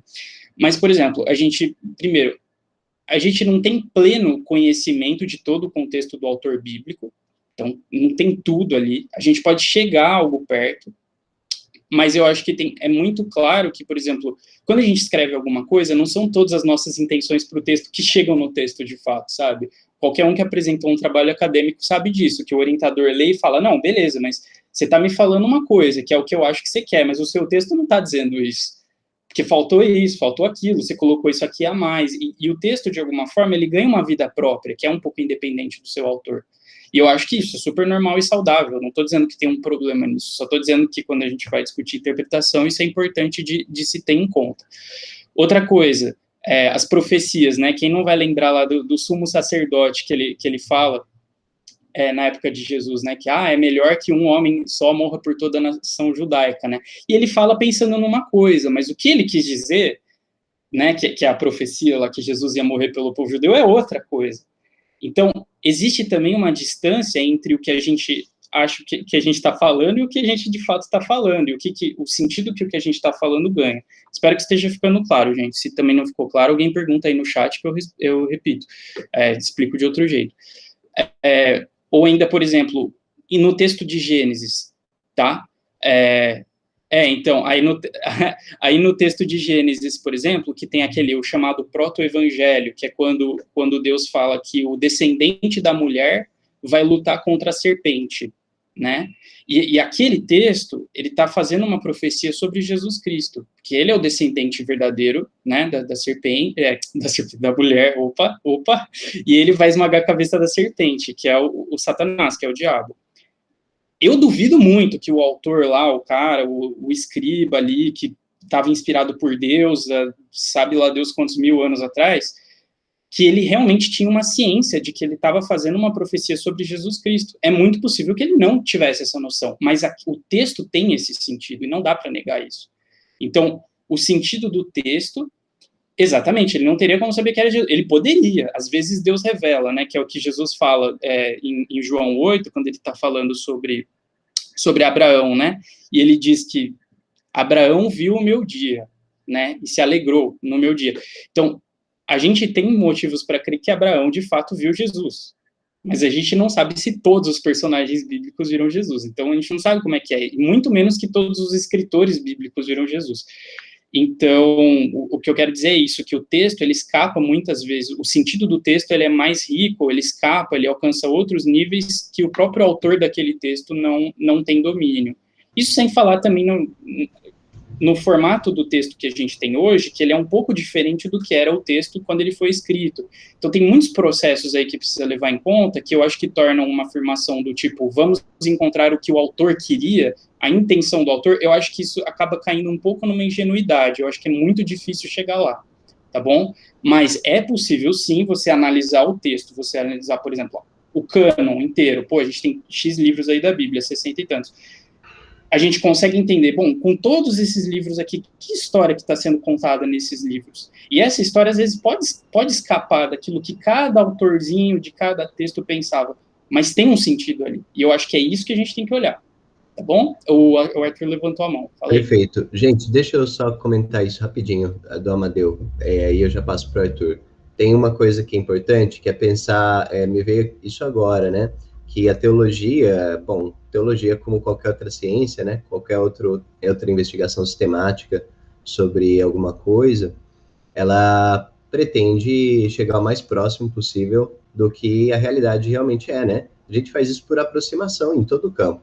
E com a teologia não é diferente. Então, realmente não vai existir algo como o que o autor realmente disse, né? Em alguns momentos parece um pouco forçado o autor dizer assim, né? Não, a gente vai chegar lá. E realmente não vai dar para chegar lá. Mas a ideia dele é tentar se aproximar, né? Isso é uma coisa que eu acho que é legal e que tira a gente do nosso confortismo moderno com as escrituras, de falar, com todo o resto a gente precisa investigar, mas a Bíblia é uma coisa que caiu do céu e está estática, a gente não precisa se aproximar do autor. A gente, na verdade, precisa fazer esse esforço, né? E para isso que a gente tem toda a teologia disponível. Fala aí, o teólogo vai falar agora, eu vou ficar quieto aqui, pessoal. Não, e até andando assim um pouco na linha que o Amadeu falou, da própria proposta do texto, porque se a gente pegar para analisar, atribui-se a Moisés a escritura do Pentateuco. Então, vamos se limitar apenas a Gênesis. Você tem um espaço muito grande de Adão para Moisés. Você tem um espaço ainda maior da criação para Moisés. Então, a ideia de próprio Moisés, quando ele está escrevendo o texto, que eu acho que é na ideia também que o Amadeu trouxe, o que o autor está querendo dizer? O que Moisés está querendo dizer para um povo que está saindo do exílio babilônico, que provavelmente esse texto foi escrito pós os mandamentos dados em Êxodo 20, o que Moisés está querendo dizer com essa literatura? E principalmente a gente compreender isso. O que Gênesis está querendo dizer como literatura, e não como uma sistematização. Porque a grande sacada, ali a gente pode trabalhar. Moisés está querendo tem gente que trabalha isso muito na área da missão, pensando na missiologia em Gênesis. Moisés está trabalhando um contra-argumento dos deuses do Antigo Oriente. Você tem a questão de Deus sendo soberano sobre a água, sobre o sol e sobre as outras coisas, que é a ideia de Baal, do deus Ra do Egito, que é a questão da fertilidade, o deus do sol. Então, ali se pode pensar numa questão de evangelismo, de que Moisés está trabalhando no texto de Gênesis para demonstrar como Javé, ele é soberano sobre todos esses deuses que o povo acreditava.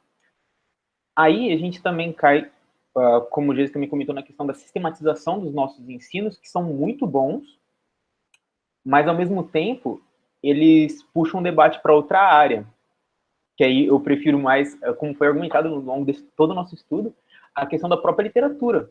Porque Gênesis ele não está preocupado realmente em estabelecer o tintim por tintim como Deus criou, mas o propósito para que Deus criou.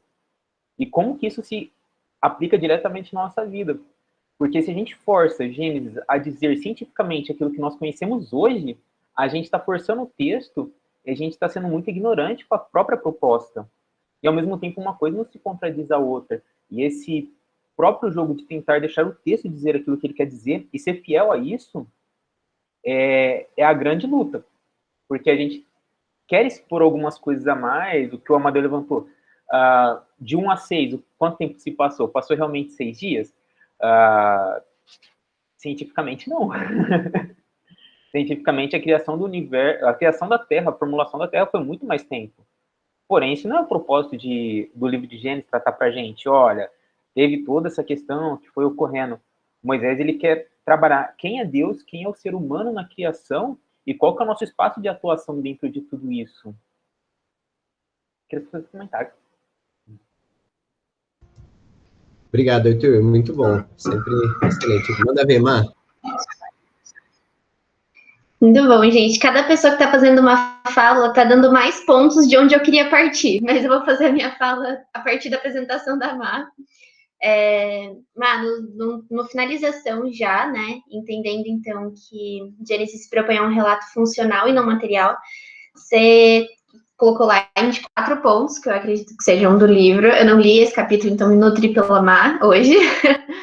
E aí, então, você coloca nosso papel e função, a nossa identidade, a forma como representamos a presença de Deus no mundo e o relacionamento que Deus pretende ter conosco. E eu achei muito interessante, porque na sua exposição, você contemplou os 3 primeiros pontos, mas você não chegou ainda a deixar, assim, não deu escopo para a gente entender esse desejo do relacionamento de Deus com a gente, assim. Não sei se é um caminho que o livro vai percorrer ou se não, mas o fato é, a gente, por fora do livro, a gente sabe que Deus deseja se relacionar com a gente, né? E aí isso se comunica com uma frase que você usou e que eu gostei muito, e é porque dialoga com as minhas questões do veganismo e dos animais, pelo seguinte, né, Má? Você disse exatamente desse jeitinho, eu anotei aqui, que Deus ordena que o homem dê função aos animais, ou seja, a função do homem passa a ser dar função para os animais. E eu acho sensacional essa frase, porque essa frase não conflita com nada, por exemplo, do que eu tenho entendido, assim, né, teoricamente, sobre isso. Só que o que acontece é que muitas vezes a gente retoma essa frase e retoma esse argumento sem considerar que agora a gente é um homem caído. Que, então, nem as relações entre os seres humanos, os humanos estão dando conta de fazer, entendendo esse relacionamento com Deus e entendendo o papel que o ser humano exerce na criação, quem dirá com os animais, assim, né? Então é muito maluco entender que esse desejo de Deus de se relacionar com a gente se dá por meio da agência que os seres humanos estão tendo na Terra. E, tipo, olhamos em volta, assim, né, para enxergar o pecado, assim. Então me deu muito material para pensar, Má. Muito obrigada. Eu acho que depois que você dá uma lida, Má, você vai ver que tem muita coisa sobre isso interessante, especialmente sobre essa questão da benção da fecundidade, que os animais terrestres não recebem, e os animais marítimos e do ar, qual que é a palavra? Não lembro agora, recebem. E aí isso dá uma... Oi? Ar? Aéreos. Aéreos, isso. E aí isso... Só que depois, no final de Gênesis, ele fala que todos têm um sopro de vida. Enfim, eu acho que tem muita coisa para explorar aí. E sobre a questão do relacionamento, eu não li o livro muito mais adiante ainda, né? Estou indo conforme os nossos estudos. Mas quando ele vai aprofundar nessa questão do espaço sagrado, né? Que Deus está criando, é um espaço sagrado. Por que ele é sagrado, né? Porque Deus está também aqui, né? E a gente também. Então, acho que tem muita coisa para ser explorada aí. É bem bonito, assim, eu acho que ver a beleza disso é muito mais legal do que ficar pensando, então Deus fez assim, aí surgiu um animalzinho, aí fez assim, surgiu outro. Eu acho que é muito mais rico que isso, sabe? Enfim. Muito bom. Gente, eu quero trazer uma contribuiçãozinha, tá? Meus 2 centavos aqui. Esse livro do Walton é muito, assim, muito o que dizer. Não vou palestrar em cima da palestra da Má, que foi uma exposição brilhante, mas é muito... Eu queria adicionar algumas poucas coisas que podem ajudar vocês também, né? Tipo, no entendimento de como esse livro é impactante, né? Porque é o seguinte, o Eton College é um seminário conservador nos Estados Unidos, né?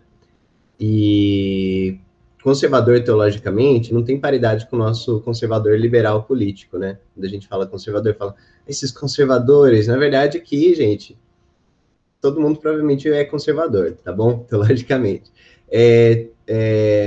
Alguns são um pouco liberais, né? Um pouco hereges, mas tô brincando.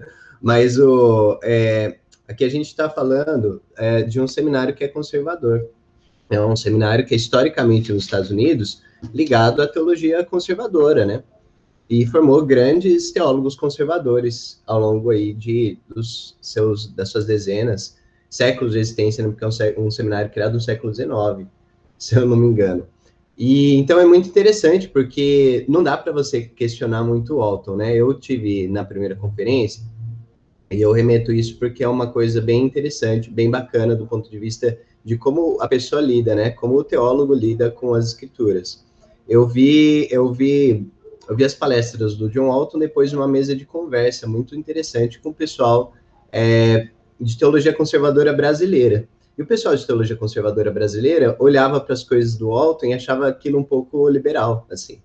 E aí, tipo, só que as credenciais do Walton são do Eton College, que é um seminário conservador. Então, o pessoal deu tilt.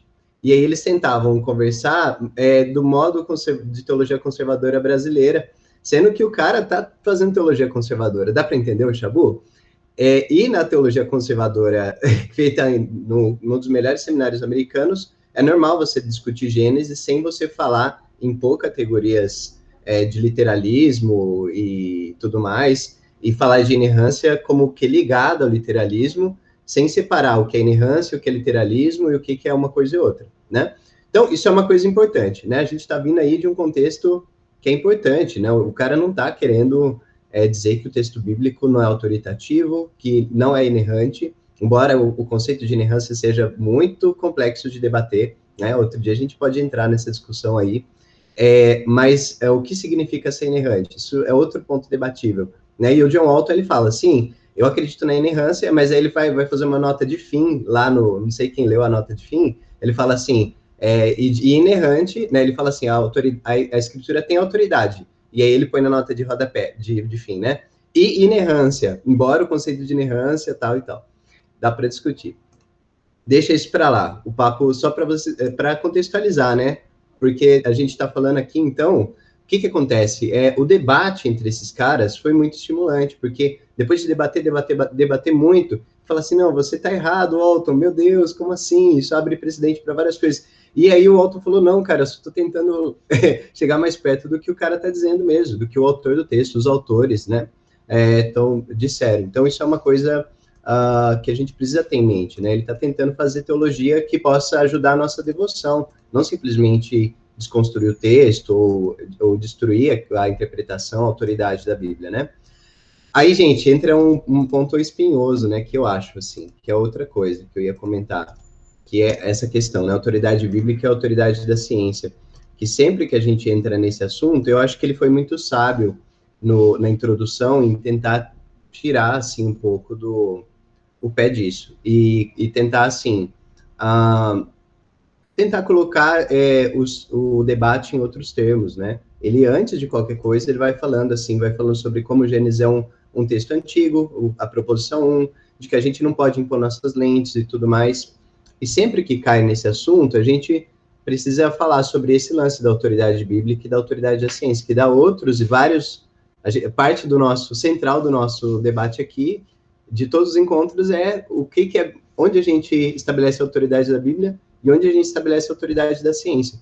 E a ideia dele é mostrar que, seja o que for a autoridade da ciência, a Bíblia continua tendo autoridade, a gente precisa reconhecer essa autoridade exatamente naquilo que ela se pretende dizer. E isso eu acho genial.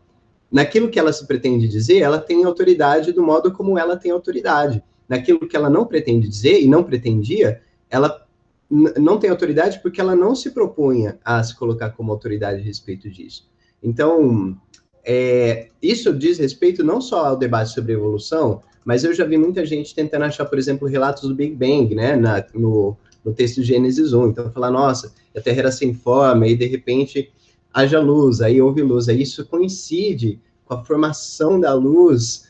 Oh, glória a Deus, a formação da luz no Big Bang, estava lá em Gênesis 1. E, gente, isso não cabe no texto, né? A gente viu aí que é um relato funcional. Então, não é só quem é literalista com relação a, por exemplo, o pessoal terra jovem. Muita gente que não é terra jovem, é terra antiga, ou até criacionista evolutivo, não vai se dar mal tentando encaixar suas leituras científicas no texto. Mas por hoje é só. A gente conversa mais depois. Para mim, né, eu não tenho muito mais comentários, vocês já falaram tudo aí, e a Má trouxe uma brilhante exposição. Eu queria ouvir mais de vocês, mais um pouco, como que vocês enxergam isso também, né, da nossa imposição de lentes modernas no texto, né, e como que isso prejudica, se vocês conseguem reconhecer isso também, e tudo mais.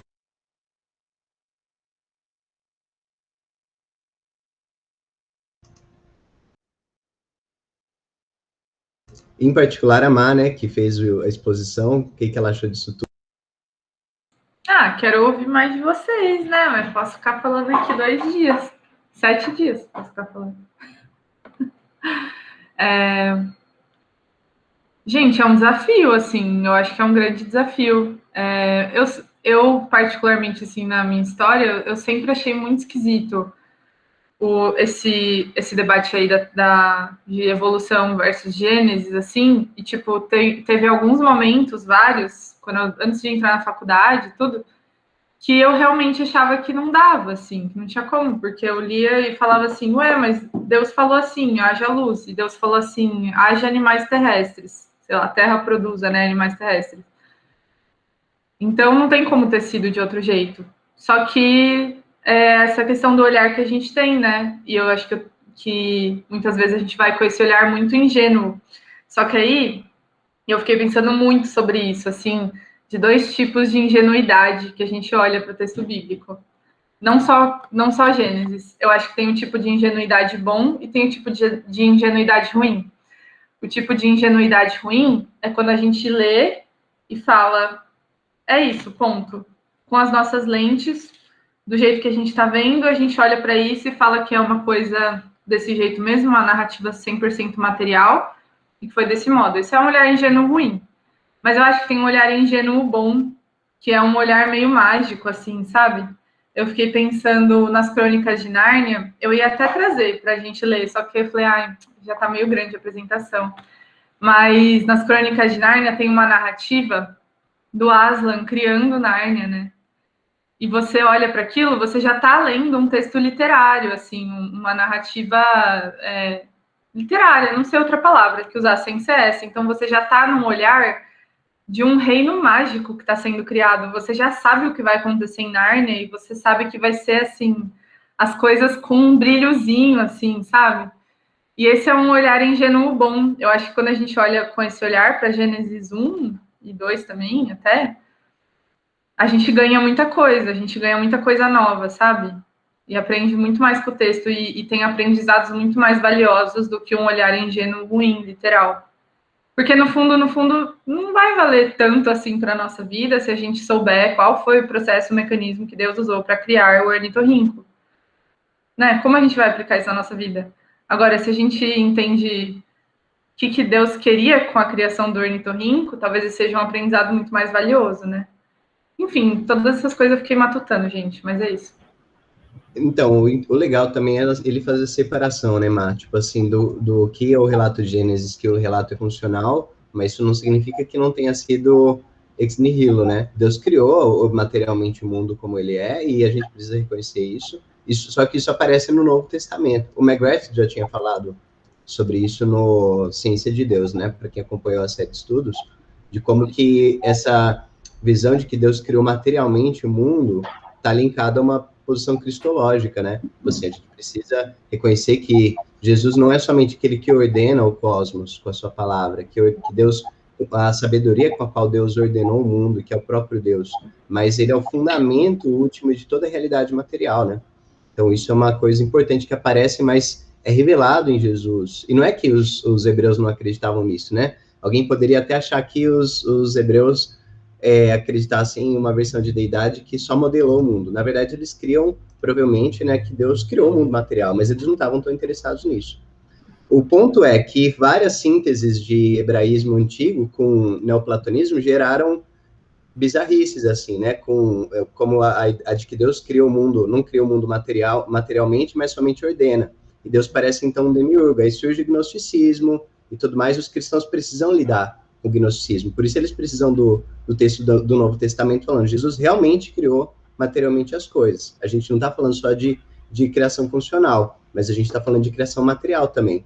Só que Gênesis não está falando disso. Então a gente também não pode impor as lentes do Novo Testamento na do Antigo. Esse que é a confusão também, né? É isso. Tom, você vai falar? Eu só queria chamar atenção para uma coisa que para mim é muito encantadora, sabe? A Marília está falando aí de encantamentos. O que eu acho muito bonito é pensar nesse Deus criador, nessa criação ex nihilo, né?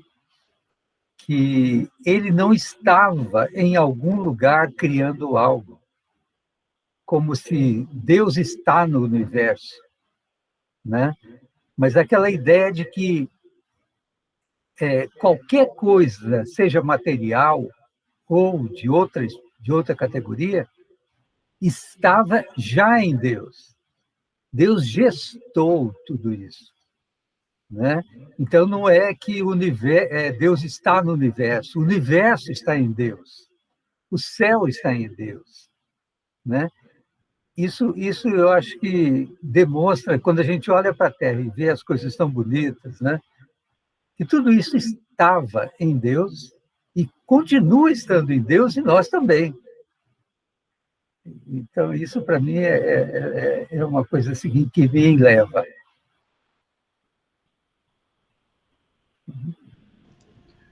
Muito bom, Tom. Sensacional. Gente, esse capítulo acerta o nosso coração, não é verdade?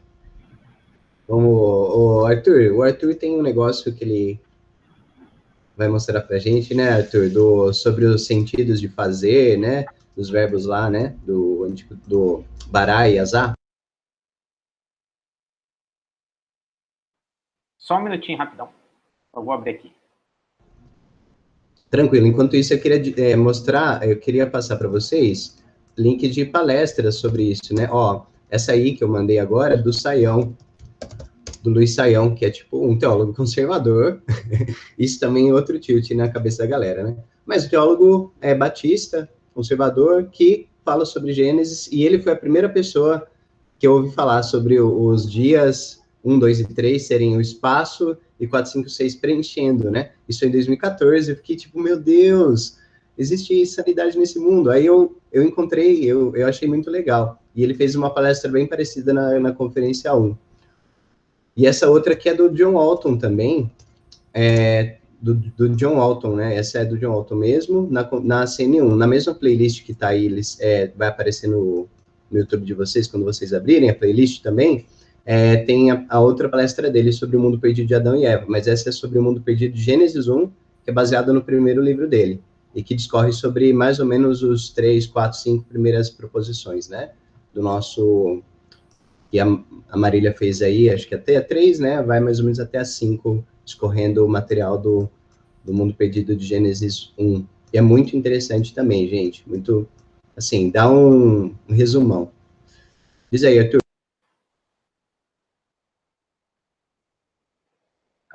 Peraí. Eu só preciso também me ver aqui, rapidão. Tá dando pra ver certinho? Sim. Sim. Beleza. Eu só mandei isso daqui lá num grupo nosso, pessoal, que é só para vocês terem, assim, ideia de quando a Marília estava falando, né? Isso daqui é do verbo fazer. Aí aqui no canto aparecem as formas que eles são usados, né? Que ele é usado. Agir, causar, modo, físico, ser feito. O tanto de vezes que ele ocorre. As possibilidades de traduções aqui em cima, né? Com as outras coresinhas. A maior, que é o de agir.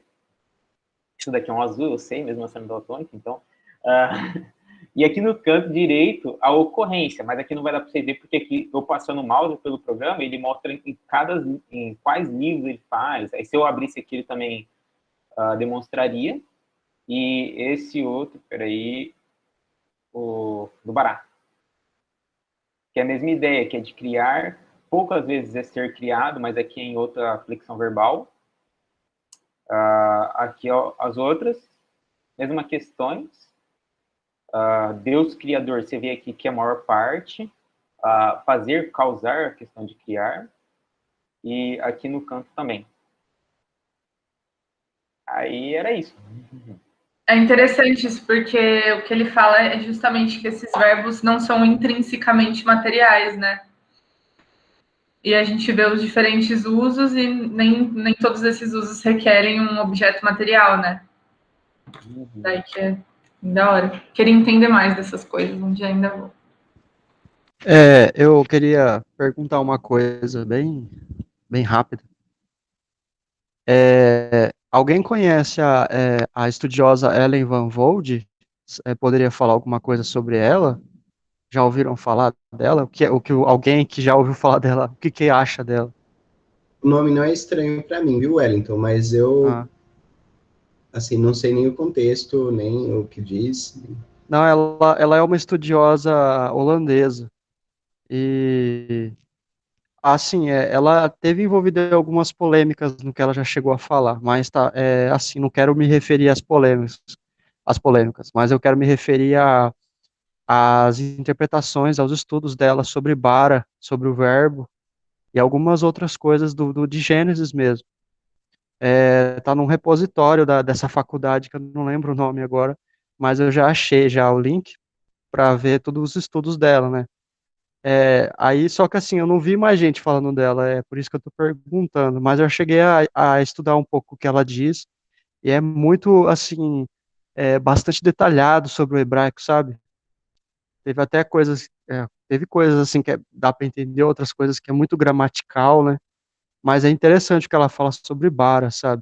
Então, eu queria perguntar, porque eu queria saber se tem mais alguém sabendo disso, se alguém mas se depois alguém puder pesquisar para estar, sei lá, ajudando aí.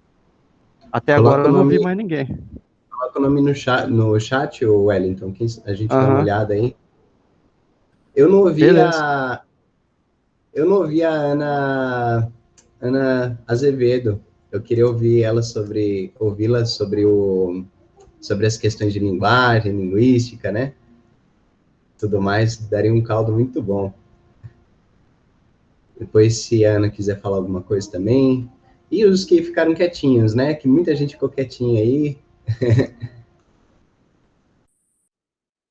Nossa, eu estou aqui absorvendo tudo isso. Queria parabenizar a Marília, que fez uma exposição muito clara, sabe? Muito bem organizada. Se dá para ver que estava bem organizado na sua cabeça, isso que você falou.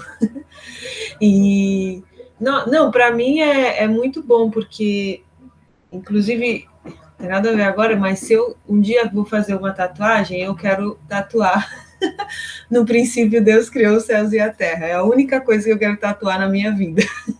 E porque esse versículo, para mim, ele é muito importante e, assim, ver todas essas dimensões, né? Dali, quando você falou lá no comecinho, né? Daquela correspondência do verbo, que o verbo azar, ele quer dizer muitas coisas, tem muitas traduções, né? E tem também o verbo diber, né? Que é quando Deus fala. E esse verbo, ele tem a mesma raiz da palavra coisa, que é davar. Então, isso tem muitas implicações, né? No texto bíblico, você vê a palavra coisa e a palavra palavra tendo a mesma raiz, né? E assim, para mim, ouvir tudo isso é demais. Só queria falar isso.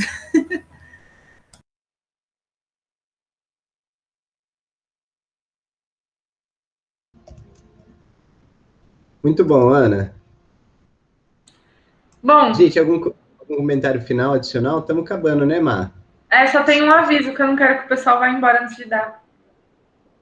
Tá bom. Muito 10 o estudo, mano. Esse eu considero assim. Parabéns. Show, hein? 10 de 10. 10 de 10, seu comentário também, Mar.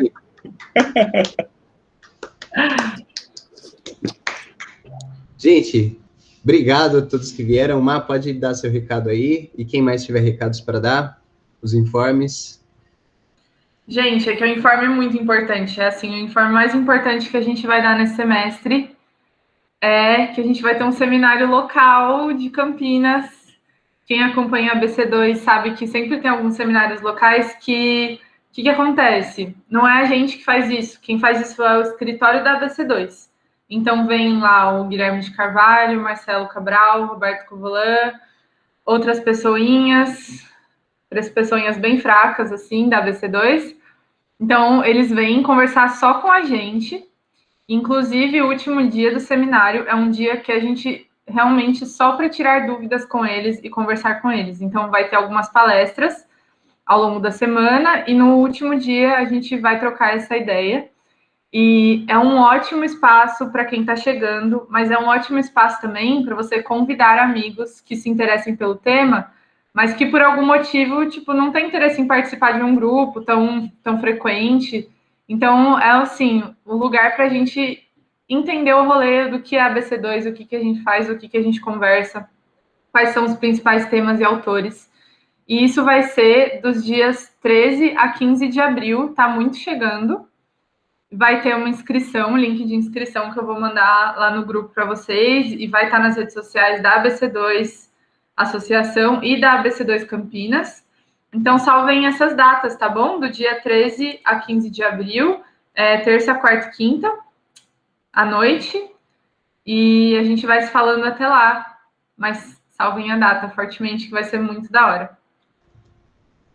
Terça, quarta e quinta noite, dias quais de abril? 13, 14 e 15. 13, 14 e 15 de abril, tá bom, gente? É isso aí, gente. O seminário, eu fazendo um merchan assim, só para aumentar, né, a empolgação. Gente, o seminário local é, assim, fantástico, porque são temas fundamentais, sempre temas muito interessantes, com gente que está estudando isso há muito tempo. E mais ainda, é uma interação muito legal que a gente tem. Não são só pessoas do nosso grupo local, que geralmente frequentam, ainda mais no caso do virtual, não sei como vai ser, né, Má, mas tá sendo assim, com gente de outros lugares que também tem interesse nessa temática. Então, é uma oportunidade, é quase uma mini conferência. Cada seminário local está sendo uma mini conferência, porque vem gente de todo canto, e a gente gostaria muito que todo mundo participasse, né? O último seminário nosso foi em 2016, esse foi local mesmo, né? Foi presencial, e faz muito tempo que a gente não tem, desde então a gente estava querendo trazer de volta, mas também era essa coisa, né? Tem o Brasil inteiro, e então a gente não fica batendo o pé. Então, dessa vez a gente vai conseguir trazer de novo e vai ser muito bom. Tenho certeza de que todo mundo vai aprender bastante e que a gente vai poder conversar sobre várias questões, levantar muitas outras e adquirir mais questões novas, o que é muito importante. Mais do que a gente adquirir respostas novas, é a gente adquirir questões novas, né? Então, espero que vocês saiam com ainda mais perguntas desse seminário. Mais recados, pessoal?